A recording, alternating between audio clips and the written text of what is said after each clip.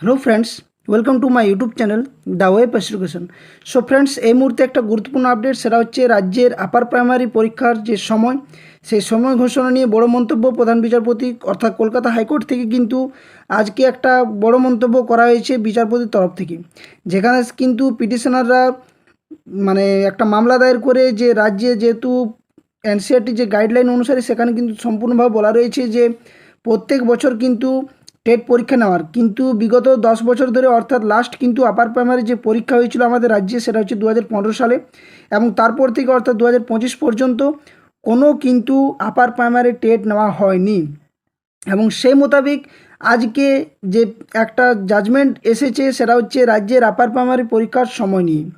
তো এখানে কি কি নির্দেশ এলো, কি তথ্য সামনে উঠে এলো, কি কি কোয়ালিফিকেশান ব্যাপারেও কিন্তু আমি এটা বলবো, যেহেতু এটা যদিও হাইকোর্ট থেকে বলা হয়নি কোয়ালিফিকেশান ব্যাপারে, কিন্তু আমি তোমাদের এই ডিটেলসটাও শেয়ার করব তোমাদের সামনে।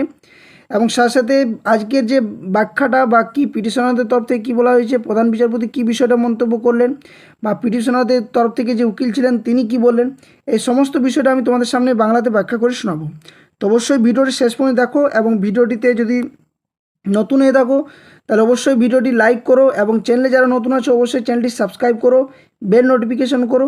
আর সাথে সাথে বলবো এই ধরনের আপডেট পাওয়ার জন্য অবশ্যই চ্যানেলের পাশে থাকো। এইভাবে তোমাদের সম্পূর্ণ আপডেট এবং এই নিউজগুলো তোমাদের সামনে আমি প্রোভাইড করে থাকবো। ভিডিওটি শেয়ার করে দাও এবং দেখার সাথে সাথে ভিডিওটি অবশ্যই একটা লাইক করো।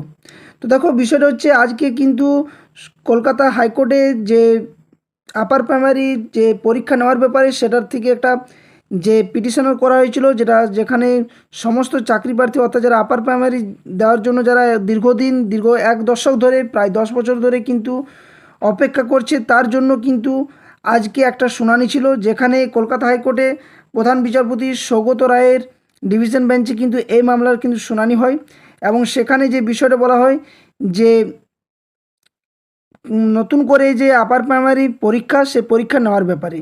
তো এখানে পিটিশনারদের তরফ থেকে যে আইনজীবী ছিলেন সুদীপ্ত দাশগুপ্ত, তিনি কিন্তু সমস্ত বিষয়টা বলেন যে এনসিটি গাইডলাইন অনুসারে কিন্তু বছরে একবার হলেও টেট যে নেওয়া নির্দেশ, সেটা কিন্তু রাজ্য সরকারের নেওয়া উচিত, সেটা কিন্তু এখনও পর্যন্ত নেওয়া হয়নি, এবং যা অতিক্রম করে প্রায় 10 বছর হয়ে গেছে। তো এই টেট নেওয়ার ব্যাপারে যখন বিষয়টা পিটিশনারদের তরফ থেকে আইনজীবী বলেন, আইনজীবী যে সুদীপ্ত দাশগুপ্ত, তো সেখানে কিন্তু বিষয়টা আলোচনা করা হয়। এবং আজকের যে আলোচনার বিষয় ছিল সেটা হচ্ছে WPA 1810, যেখানে 329 নম্বর সিরিয়াল নম্বরে ছিল কিন্তু এটা শুনানি। এবং এই শুনানি হওয়ার পরে যে মন্তব্যগুলো উঠে এসেছে সেটা হচ্ছে পিটিশনারদের তরফ থেকে বলা হয় যে কোনো পরীক্ষা না নেওয়ার জন্য এই পিটিশন।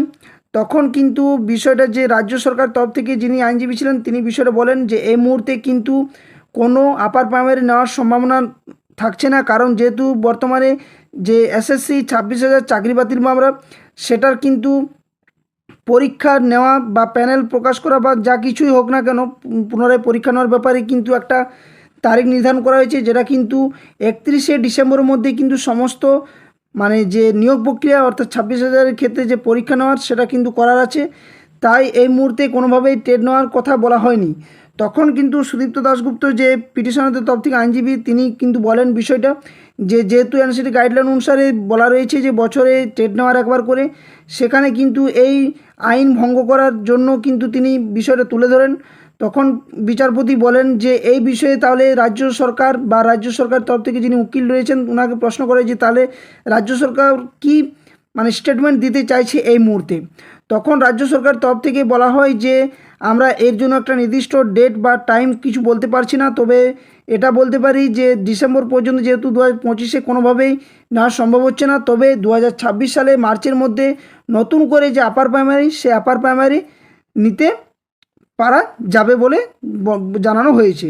তখন প্রধান বিচারপতি এই মন্তব্য করেন যে ঠিক আছে, তাহলে এই বিষয়টা অবশ্যই কিন্তু বিবেচ্য বিষয় যে মার্চের মধ্যে অবশ্যই কিন্তু নেওয়া সম্ভব, কারণ যেহেতু 26,000 যে চাকরি বাতিল সেটার জাজমেন্ট কিন্তু সুপ্রিম কোর্ট অলরেডি দিয়ে দিয়েছে, এবং সেখানে কিন্তু সুপ্রিম কোর্টের নির্দেশ অনুসারে বলা রয়েছে যে 31শে ডিসেম্বরের মধ্যে এক্সাম নেওয়ার। এবং সেই মোতাবেক কিন্তু রাজ্য সরকার যেহেতু কোনো আর এক্সাম নিতে পারছে না, তাই মার্চ পর্যন্ত সময় চেয়ে নেওয়া হয়েছে।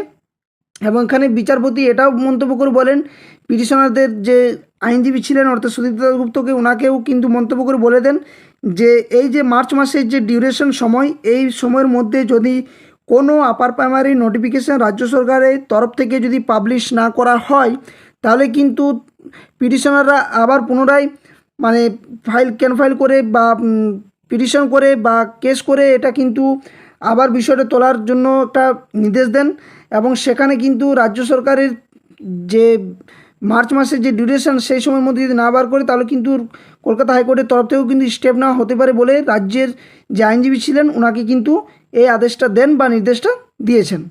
তো এটা ছিল আজকের জাজমেন্টের আপডেট। তো অবশ্যই এটা ভালো খবর যে একটা হাইকোর্ট থেকে কোনো জাজমেন্ট আসা মানে নিশ্চয়ই তারপরেও যদি রাজ্যের তরফ থেকে যদি সুপ্রিম কোর্টে যায় সেটাও কিন্তু আলাদা বিষয়, কিন্তু যেহেতু এই মুহূর্তে হচ্ছে না, তবে মার্চের মধ্যে যদি না হয় তাহলে আবার পুনরায় পিটিশন করতে পারে বলে আজকের প্রধান বিচারপতি এই মন্তব্যটি বলে দেন। পিটিশনার যে উকিল ছিলেন ওনাকেও এবং সাথে সাথে যিনি রাজ্য সরকার তরফ থেকে উকিল ছিলেন ওনাকেও কিন্তু এই বিষয়টা ভালোভাবে বুঝিয়ে দেন। এবং সাথে সাথে আরেকটা বিষয় যেটা বলতে চাই যে যারা ডিএলএড বিএড সকলেই কিন্তু এই আপার প্রাইমারি পরীক্ষাতে বসার কিন্তু সুযোগ পাবে। বিএডদের ক্ষেত্রে অবশ্যই তো গ্র্যাজুয়েশন থাকছেই এবং ডিএলএডদের যাদের গ্র্যাজুয়েশন কমপ্লিট এবং 2 বছরের ডিএলএড অর্থাৎ ডিপ্লোমা ইন এলিমেন্টারি এডুকেশন তারাও সুযোগ পাবে। এবং সাথে সাথে অনেকেই প্রশ্ন করছে যে অ্যানার্সরা কি এলিজিবল হবে। তো এক্ষেত্রে কিন্তু এখন পর্যন্ত কোনো জাজমেন্ট আসেনি বা এখনও পর্যন্ত কোনো খবর নেই, তবে যেহেতু প্রাইমারি ক্ষেত্রে এলিজিবল করা হয়েছে সেক্ষেত্রে আশা করছি আপার প্রাইমারির ক্ষেত্রেও সেই ডিএলএডের মতনই সমসুযোগ পাওয়ার একটা সম্ভাবনা রয়েছে। তো এটা ছিল আজকের আপডেট। তো এই আপডেট মোতাবেক বলা যায় যে আপার প্রাইমারি অবশ্যই কিন্তু এরপর কিন্তু হতে চলেছে এবং যেটা কিন্তু খুব তাড়াতাড়ি হয়তো হওয়ার সম্ভাবনা না থাকলেও হয়তো সময় নিতে পারে, কিন্তু মার্চ মাসের মধ্যে কিছু না কিছু একটা আপডেট আসবে এবং সেটাও 2026 সালের মধ্যে। তো ভালো খবর, যারা প্রিপারেশান নিচ্ছে শিক্ষকতার পেশার জন্য বা আপার প্রাইমারির জন্য তারা অবশ্যই কিন্তু প্রিপারেশান নিতে পারো, সময় রয়েছে হাতে এবং এই সময়টাকে ইউটিলাইজ করে কাজে লাগাও।